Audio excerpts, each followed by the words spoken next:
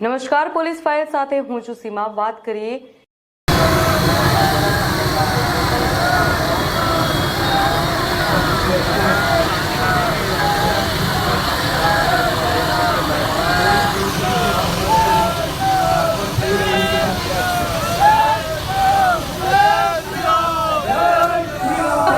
તપસ્યાથી ભગવાનનો આશીર્વાદ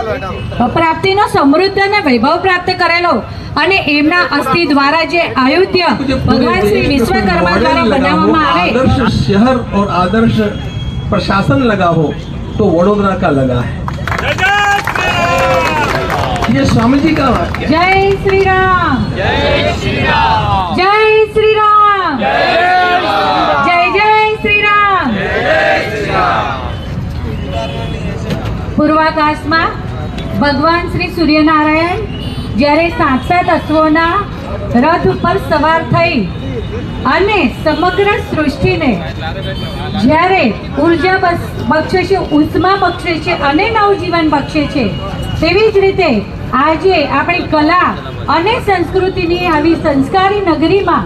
એવા વડોદરામાં અને વોર્ડ નંબર 4માં ખરા અર્થમાં કહીએ ને તો સોનાનો સૂરજ જ ઉગ્યો છે। આદરણીય વડાપ્રધાન શ્રી નરેન્દ્રભાઈ મોદીજી દ્વારા જ્યારે રામ મંદિર નિર્માણના વર્ષો પહેલા રામ રથ યાત્રાના ગોવિંદગીરીજી કે જે ભગવાન શ્રી રામ મંદિરના કોષાધ્યક્ષ પણ છે,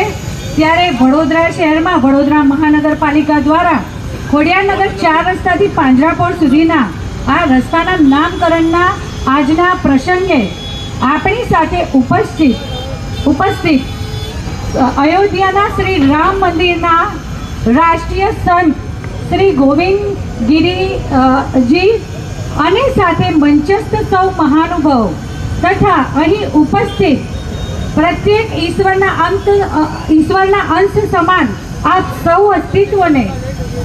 હું મારા હૃદય કમળના ઉદ્ગમથી વંદન તથા અભિનંદન કરું છું। આપણે સૌ જાણીએ છીએ તેમ પ્રાચીન કાળમાં દેવો અને દાનવો વચ્ચે સંગ્રામો થયા કરતા અને આ સંગ્રામની એક સમય એવો આવ્યો કે જ્યારે દેવોને પણ ચિંતા થવા લાગી, કારણ કે વૃત્રાસુર નામના દાનવ દ્વારા સમગ્ર સૃષ્ટિને નાશ કરી દેવા માટે પ્રવૃત્ત થવાયેલા મહાકાળ જેવો મહાભયંકર દેખાતો એવા વૃત્રાસુરના નાશ માટે